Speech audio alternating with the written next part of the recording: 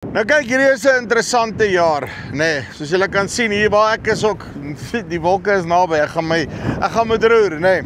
Okay, julle het nou 'n bietjie gehoor van hierdie Maxgrou Plus kunsmis waarmee ons besig is en al die goede.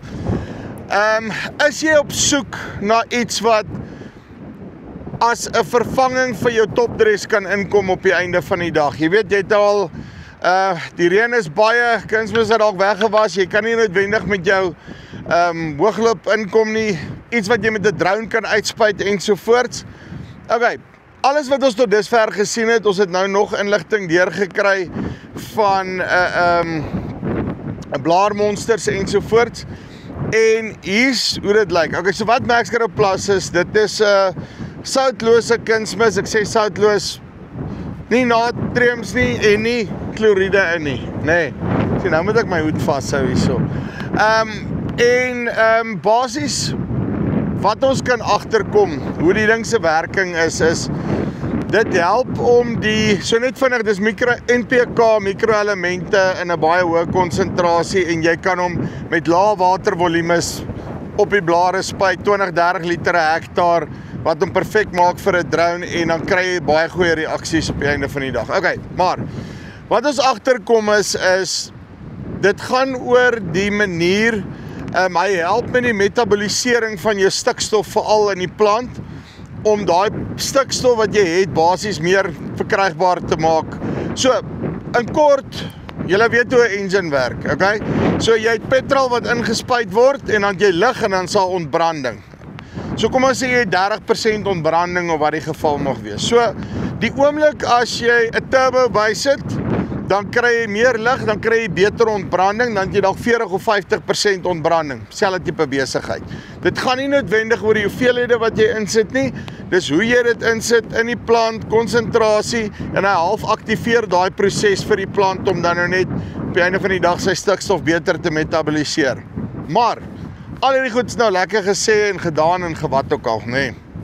Ek wil julle graag uitnooi, as jy inkoop in hierdie konsep in, ons kyk daarna om, veral op mielies, en ons wil dit graag op mielies doen, ons ander gewasse doen dit ook, is, ons insetkostes hardloop met ons weg.